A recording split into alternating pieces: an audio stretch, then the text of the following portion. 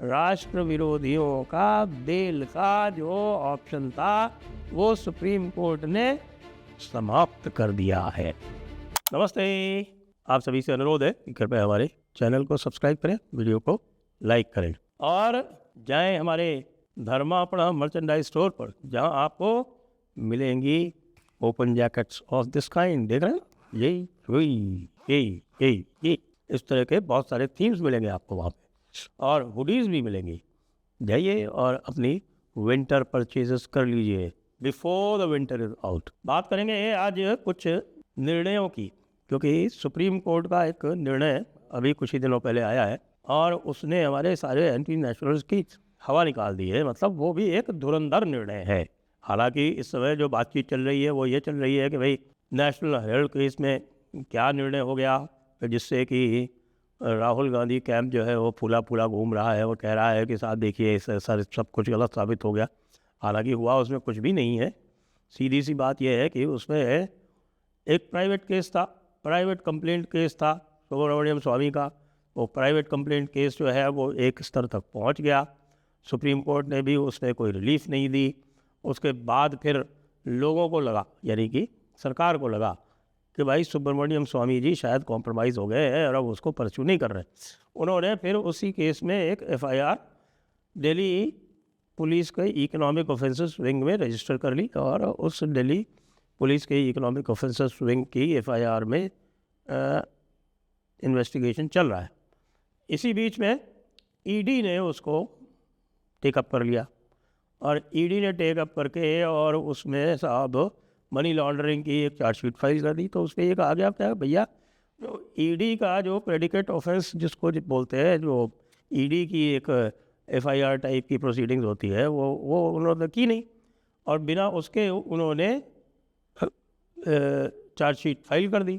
तो भाई ये मान्य नहीं है। पहले आप रजिस्टर करो ऑफेंस, उसके बाद करो, या फिर जो पहले से रजिस्टर्ड एफआईआर है उसके अंदर करो, तभी माना जा सकता है। तो इतनी सी एक टेक्निकल बात है जिसको लेकर साहब हमारे गांधी कैंप जो है वो फूला हुआ नहीं समा रहा है। इसमें कोई उनको रिलीफ नहीं मिली है, उल्टे तो जो मैजिस्ट्रेट ने नीचे से रिलीफ दी थी उसको कैंसिल और कर दिया। तो इसमें कोई विशेष बात नहीं है। जो घबराने की बात है हमारे राष्ट्र विरोधी कैंप के लिए वो यह है कि इस समय शर्जील इमाम का और उमर खालिद का बेल का केस सुप्रीम कोर्ट में चल रहा है और वो यूएपीए के आरोपी हैं। आपको पता है यूएपीए कितना गंभीर विषय है, और यूएपीए का उनके ऊपर चार्ज लगा हुआ है और बेल उन्होंने अप्लाई कर रखी है। अलग अलग स्थानों से रिजेक्ट होते हुए, हाई कोर्ट तक से रिजेक्ट होते हुए वो सुप्रीम कोर्ट पहुँचे हैं 5 वर्ष के बाद। 5 वर्ष से वे जेल में है, सलाखों के पीछे है और देश विरोधी होने का मज़ा ले रहे हैं। शर्जील इमाम तो देश को काटे दे रहे थे, पूरा जो है नॉर्थ ईस्ट जो है वो काट दे रहे थे देश से, और वो ये कह रहे थे कि साहब कि हमारा जो है उद्देश्य तभी सफल होगा जब हम नॉर्थ ईस्ट को देश से काट देंगे। पता नहीं क्या चाहते हैं वो। सही मायने में तो यदि आप याद करें तो ये सारे के सारे अराष्ट्रीय तत्व जो है ये कम्युनिस्टों से मिले हुए हैं। कम्युनिस्ट भी भारत के 17 भाग देखना चाहते थे पाकिस्तान के अतिरिक्त। एक पाकिस्तान और बाकी 17 भाग। 17 भाग किस ग्राउंड पे कि इनकी रेस अलग है, इनकी लैंग्वेज अलग है, इनकी रहन सहन अलग है, इत्यादि इत्यादि। मेन बेस जो था वो लैंग्वेज था। तो लेकिन पाकिस्तान को उन्होंने रिलीजन के ग्राउंड पे किया। यहाँ रिलीजन के ग्राउंड पे नहीं किया कि भाई पूरे भारत देश का रिलीजन एक है तो उसमें ये पूरा एक रहना चाहिए, ये ग्राउंड नहीं लिया। पाकिस्तान में रिलीजन एक है और वहाँ पे वो मेजॉरिटी में है, इसलिए वो होना चाहिए और यहाँ नहीं होना चाहिए। वो गंगाधर अधिकारी थीसिस बताई जाती है।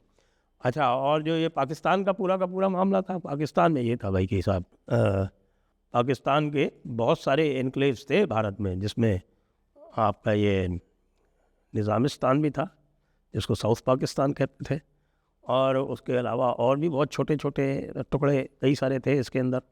एक हैदरिस्तान भी था, एक फ़ारुखिस्तान भी था, और इसके अलावा एक अलग अलग जितने भी खलीफा थे उनके सबके नाम पे एक एक उन्होंने बना रखा था। एक मुनिस्तान भी था। तरह तरह के स्थान थे। यहाँ तक कि श्रीलंका में भी जहाँ कहीं 10% से ज़्यादा पॉपुलेशन थी, वहाँ इन्होंने अपना एक एन्क्लेव बनाया था। जो ओरिजिनल जो आपके मैप बनाया गया था, उस ओरिजिनल मैप में यही था जो मेरी पुस्तक जो है अनब्रेकिंग इंडिया, उसके मुख्य पृष्ठ पर छपा हुआ है, आप देखें कभी। अब यहाँ पे जस्टिस संजय करोल और जस्टिस एन कोटेश्वर सिंह ने ये व्यवस्था दी। एक केस जो पिछले वीक ही डिसाइड हुआ, और उसका केस टाइटल है CBI वर्सेस दयामोय महतो। तो CBI वर्सेस दयामोय महतो केस का बैकग्राउंड ये है कि एक जनेश्वर एक्सप्रेस का 2010 में इन्होंने डिरेलमेंट किया था।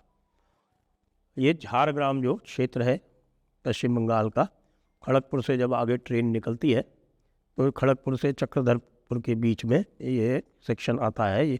यहाँ पर ये माओवादियों ने इसका डिरेलमेंट किया था और ये पकड़े गए थे, और बाद में फिर कोलकाता हाई कोर्ट ने इनको सेक्शन 436A ऑफ CRPC के अंतर्गत जमानत दे दी।